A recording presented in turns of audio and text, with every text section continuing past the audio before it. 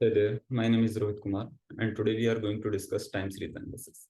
Why it is important, what are the key related things, and what are some of the related research aspects we are going to see in this particular video. So let's start.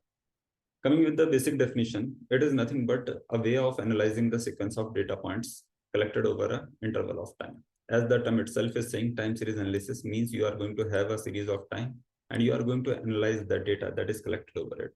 So that's the basic definition, just close. And now we are going to jump onto the related things that what is the existing related literature or what are the key places from where we can start the sort of learning or our own study. So we just jump onto the Google Books and you'll find a lot of books, or you can go to Google Scholar, you'll find lots of paper. But there are means with respect to specifically time series analysis, a lot of research works means those are having very good citations, usually come from the bookish side. So that's why I'm discussing the books. And here, first book that is focusing on the practical aspect. So it is the practical time series analysis going to be good for you if you are interested in the related practical aspects. Additionally, if you are interested based on some technique or some specific tool that is going to help you to analyze the data with respect to time series, then sort of books like computational intelligence based time series analysis, etc. are important. Similar way, number of different books are available based on your interest, based on your research focus. You are supposed to go and just to find a suitable work or a book, but always focus on the thing that what is your research problem, where you are going to move, similarly how that particular work is going to help you out. So we just simply jump over onto the today's focus, means today's research work, and it is an MDPI work published in the Applied Sciences Journal. So here they are focusing on the change detection and time series analysis with respect to certain applications, and it's a survey paper. So when we are taking this particular work, we will discuss this particular work. But before that, let me just tell you some of the basic key details about time series analysis. When we say time series analysis, as I told you that you are going to collect certain points, then you are going to analyze. So it's what? It's a statistical technique, and it is used to analyze and as well as to model the time-based data. But as we say that there are different possibilities in every field. So it is not like this that you are going to have a certain application means only a very specific application. You are going to having n number of fields where you can apply this particular technique.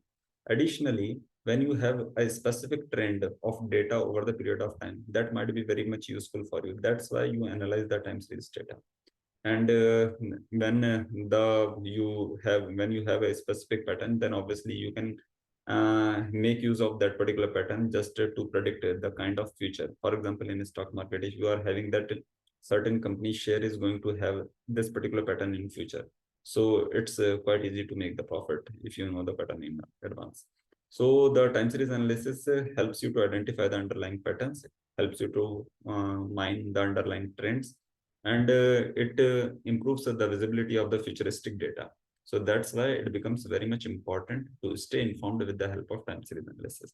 Now, when we say that time series analysis is so much important, then what are the key sort of things that you can do over with the help of time series analysis? So you can have the kind of model optimization with the help of, means that there is a kind of part of this particular thing, model optimization. With the help of optimized model, you can make better analysis. Additionally, you can have the sort of data compression, you can have the time series regression, you can have the time series clustering, and you can also have the semi-supervised classifications.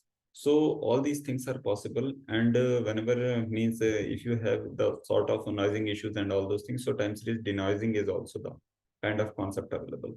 So all these things you can do with respect to time series analysis.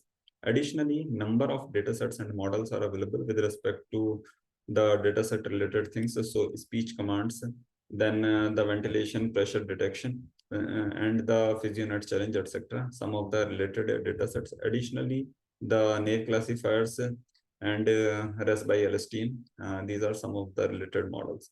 But when you jump onto the specific details, then coming to the papers, you need to focus on the specific practical implementation. One TensorFlow implementation is discussed at a GitHub repository, and the title is Temporal Fusion Transformer for Interpretable Multi-Horizon Time Series Forecasting. So that's the work name, and it's a respective directory you can find on GitHub. Additionally, there is a PyTorch implementation named an empirical evaluation of generic convolutional and recurrent networks for sequence modeling. So these sort of related works are already available, but these are just of the few examples. But if you're interested, you can explore more of the things. Now coming to the paper back. So in this particular work, what the authors are saying, coming to the actual synopsis. So here they are saying, firstly, that this paper reviews different sorts of traditional and related sort of techniques for time series analysis and change detection. Because ultimately, when you are doing the time series analysis, you are trying to find the that particular iota of change, means that the change constant, or you can say the specific portion of change. Then, based on that, you are going to have the different sorts of spectral and wavelet analysis related things and the related sort of other aspects. Then first thing that Fourier and least square based spectral analysis methods and the other attenuation methods have been reviewed in this particular work. Secondly, the authors are saying that several time frequency decomposition methods are described. And thirdly, the several change and breakpoint detection methods have also been reviewed. So you can see that different sorts of things which are related to time series analysis have been covered in this particular work. When you will go down, you will cover the basic introduction. Then you will have the decomposition methods into frequency domain. Again, means with respect to time, you need to discuss the kind of domain you are having.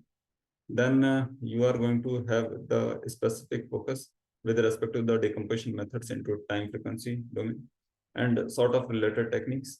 Then you are going to have the specific implementation with respect to this change or breakpoint detection, as I told you already. So all these things are available in this work. And with respect to time series, means again, the mathematical notations will come into focus. So means with respect to any research paper, I will recommend you to be good at least in the basic mathematical notations, because if you don't understand them, it's going to be difficult to read some of the basic research papers, because ultimately you need to have that how to model something. So mathematical modeling becomes a good start point to start your research, because ultimately just to formulate your problem, you'll need the mathematical modeling. So if you are good in that, it is going to be really helpful. So that's all from my side for this particular topic. If you didn't like anything, please do comment below and criticize the video. I will definitely incorporate your suggestions. Thanks for watching. Happy learning.